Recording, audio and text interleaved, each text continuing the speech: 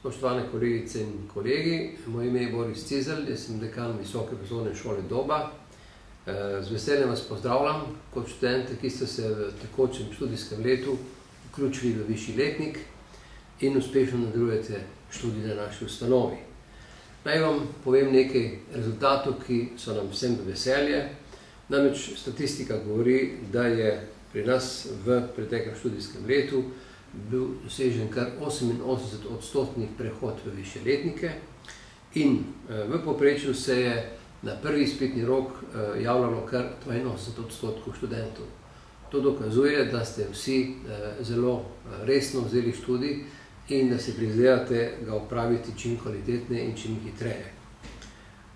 Kot verjetno veste, izvajamo v letošnjem študijskem letu poleg dveh visokošolskih programov poslovanje še dva nova programa, to je marketing in poslovna administracija. Hkrati pa teče že drugo leto podiplomskega programa, torej programa druge stopnje po Bologni iz področja mednarodnega poslovanja s poudarkom na inovativnem poslovanju.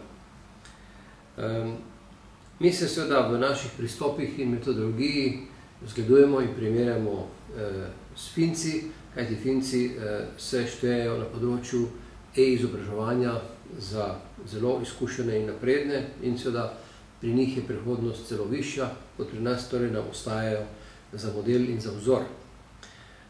Zelo pomembno nam je, kako ocenjujete pogoje in kvaliteto študija pri nas. Naj samo povem, da je v anketah, ki smo jih izvedli, bila od 7-stopenjske lestvice s programom dosežena povprečna ocena 5,8, vaše zadovoljstvo z učitelji je 6,1 in z mentorji celo 6,2. To dokazuje, da ste zadovoljni z mentorsko pomočjo, ki jo vam zagotavljamo, ki je seveda zlasti pri e-študiju izjemno pomembna. Zakaj se ljudje odločajo za študij na Dobi? Seveda prvenstveno zato, ker je pri nas študij praktično naravnan.